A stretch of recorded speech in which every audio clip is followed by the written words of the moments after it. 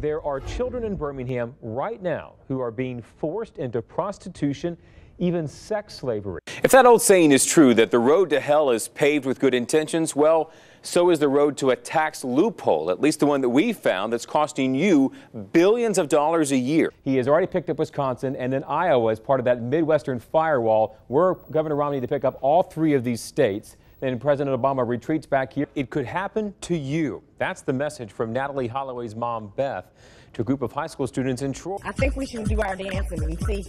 Does this work? Are we smarter? I feel smarter. Should we double time? Yeah. Go. Double time, double time. we gotta get coordinated. Just thought with your Ed McMahon laugh, I might give you. You're correct, sir. Yes. According to witnesses, those three people inside, a man, a woman, and a small child, are dead. Those robbery suspects, we understand, are still on the loose. Again, this is all breaking, all very preliminary. And her sodium level and electrolytes had dropped to the point that really her 65-pound frame reminded them of a marathon runner who had gone through an entire race without any water. Detectives are combing through some missing persons reports tonight, trying to figure out whose body parts were found near an Arizona canal. Oh, you know, I was in the cafeteria at college and going on my way to class and just sat there and looked up at the monitor and happened to see it. And, you know, we all know that. But having that connection like she does, it's completely different. It's cathartic for the nation, but for families like that, it's a whole different thing. The story of Cordova's recovery to this point, well, we could tell it in this one small building. This used to be the Regions Bank branch. These were the teller windows. We saw this from the air in Chopper 6 the day after the storm. Oh, that bank. Oh, look at those teller windows. Oh, my gosh. Now back here on the ground, it's all been swept away, but there is one piece of this building that still remains, and that is the bank's vault. Like the city, the important heart of it is still standing, but the rest, it's been cleared away. Down, and it led to victory for me, yes! Taking us to the gun show. Congratulations, Sheldon. That's truly something we'll hang our hats on. That one's going in the time capsule. Fred, you just confirmed what I've always thought about weathermen, so I appreciate you being honest. Yeah, that's what everybody else thinks too. The breaking details right now unfolded live on Fox 6 News at 5 and 6. One man turned himself in at Cooper Green Hospital. The other brought in by a swarm of armed officers at a home over in Inslee. He feared that the young couple and his granddaughter, 10 months old, may have been involved. Sadly, he was right. Tonight he remembers the young family and what he'll miss most about them. That interview is coming up at the top of the hour. It's a video that went viral, had all of us talking. Remember that Alabama fan accused of offensive conduct against a passed out LSU fan down in New Orleans after the national championship game? Well, today, Brian Downing pleaded guilty to 2 counts of obscenity for sexually taunting an unconscious LSU fan. Ill for the crime. Sentencing, by the way, is set for November the 29th.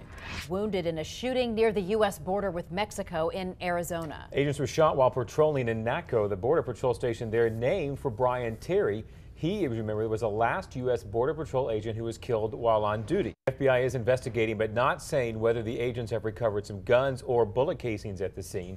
This is the 3rd shooting death of a Border Patrol agent this year. Not surprised that didn't pan out, I'll be honest. Detectives are combing through some missing persons reports tonight, trying to figure out whose body parts were found near an Arizona canal. A spokesperson for the local sheriff's office said at least 2 legs and a torso were recovered. A poodle is in good condition, even though she was wedged under a car's grill after being hit by that car. The dog spent the next 11 miles riding from Massachusetts. Unbelievable. The dog had a collar and a microchip, but the owner hasn't been found yet. How is that? You did? That's close. And Beth is thinking, now who's Johnny Carson? No, I remember. Exactly. I remember. Remember the old show? Okay. I do. I don't have You were the on a job. ruddy complexion. I just thought with your Ed McMahon laugh, I might give you. You're correct, sir. Yes.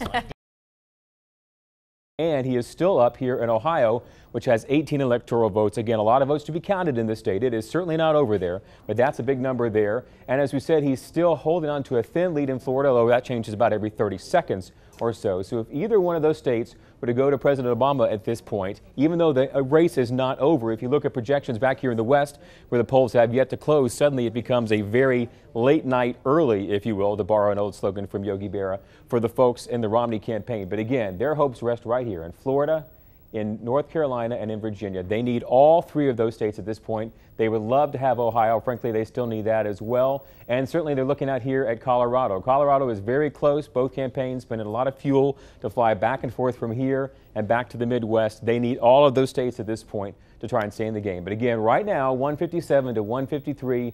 We'll keep our eyes right here on Florida. And these 2 states right here are probably the next calls we might get, although it could be a very late night as well, guys. Steve, we first broke this story for you a couple of weeks ago about that federal lawsuit filed by 9 former Birmingham Waterworks employees alleging that they were fired after they went to management with concerns about what they said was a scheme by their boss to participate in getting bogus overtime from the Waterworks Board, and then say they were fired after they told management about the scheme. Tonight, a former Waterworks employee with close knowledge of the situation is telling me what he knows for the first time in a Fox 6 News exclusive. This former Waterworks Board employee with close knowledge of the alleged overtime scheme asked to remain anonymous, so we can only show you his shadow, and we've disguised his voice. He says a supervisor at the Waterworks Board did doctor some of his employees' timesheets to give them overtime pay for hours they never actually worked, and then demanded those employees kick back part of that money in cash. Say you work $400 worth of overtime, he'd want 250 of it. Or 200 of it. The former employee acknowledges this went on for months, but he says none of the employees involved wanted any part of it. So why not turn the supervisor in? When you work in a position where your boss just cusses you every day, I mean every day, he threatens your job every day, and especially in this time, you know, a job is very hard to find. You got to do what you got to do until you find an outlet. And the former employee says the group banded together to tell their supervisor they weren't going to take part in the alleged scheme anymore.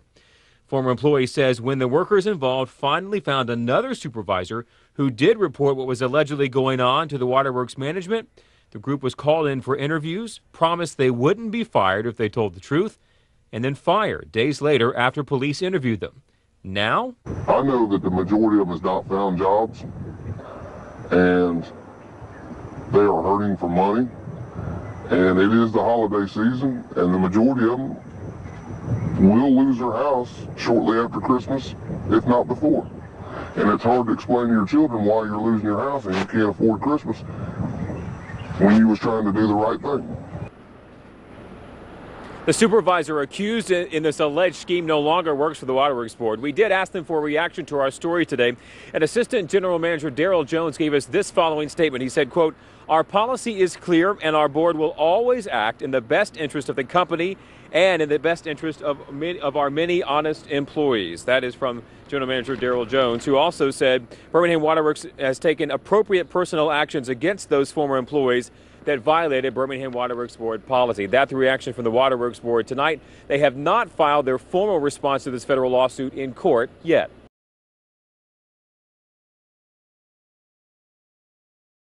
Hackleburg's a small town, and when news that this 10-year-old boy with Down syndrome had gone missing, hundreds of people, I'm talking 100 to 150 people, came out to volunteer for this rescue effort that went through most of the night, stopped only briefly this morning, and picked right back up again. Those searchers spread out over a grid that extended up to 1.5 miles from 10-year-old Kyle Camp's house. A lot of concern, a lot of love for this little boy come out, and people really come out to support this family. After almost 18 hours of searching, it was 2 volunteers who didn't even know the family who found Kyle huddled in a creek with his 4 puppies about 1/2 mile from his house and carried him home. The main thing was getting him to his dad. That's where I wanted to get him to, was to his dad. So when I found him, I told him, I asked him if he was all right, and he said yeah, and he said he just wanted to go home. Jamie Swinney says he volunteered to help the search because he has kids of his own, and that made being part of this reunion even more special. Same for his buddy Joshua James, who says this turnout of volunteers did not surprise him. It actually shows how great the community is. I mean, everybody can pull together and actually, come as one, just to make sure just one of the community can be found. So, I mean, the community is great. I mean, I love Hackleburg. It was amazing how many people came together to look, because we couldn't have got it all on our own. It's just amazing that the community is that close to each other. And you can't thank everybody enough for coming out and supporting. That's what it's all about in this county. People care about people, and they come out and help one another. After being treated for some scrapes and bruises at this hospital in Hamilton, Kyle's expected to be back home with his family tonight. In Hackleburg, Jonathan Hardison, Fox 6 News, on your side.